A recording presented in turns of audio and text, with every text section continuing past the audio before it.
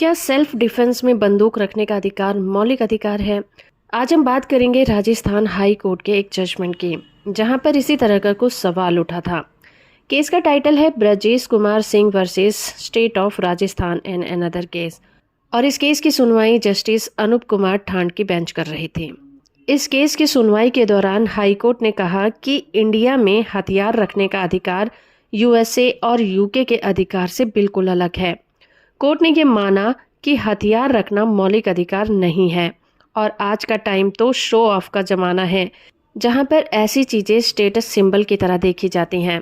India में arms act का purpose लोगों को सेल्फ डिफेंस के लिए हथियार रखने की इजाजत देता है, लेकिन इसका मतलब ये नहीं कि हर व्यक्ति बंदूक रख सकता है, क्योंकि हम एक सेफ समाज में रहते हैं। यहाँ पर किसी को भी हथियार रखने की जरूरत नहीं है। यहाँ पर मामला ये था कि एक व्यक्ति के पास पहले से ही 12 बोर की बंदूक थी और वो व्यक्ति पुलिस में है। ये बंदूक उसके पिता ने उसे गिफ्ट की थी। उसका कहना था कि वो एक दूसरी बंदूक रखने की इजाज़त चाहता है, क्योंकि 12 बोर की बंदूक काफ़ी भारी थी, जो कहीं भी ले जाने में काफ़ी सुविधाजनक नहीं थी।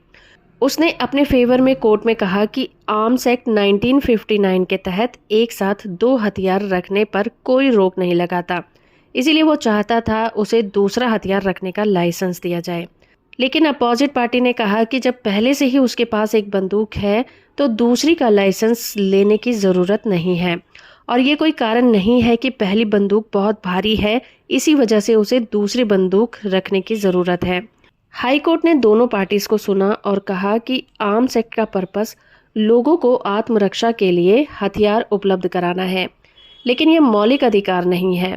सुप्रीम कोर्ट ने भी इस बात को Rajendra Singh versus state of UP case में कहा है। साथ ही कोर्ट ने कहा कि अमेरिका या फिर इंग्लैंड में शस्त्र रखने का अधिकार वैधानिक है, ना कि मौलिक। यह व्यापक अधिकार नहीं है।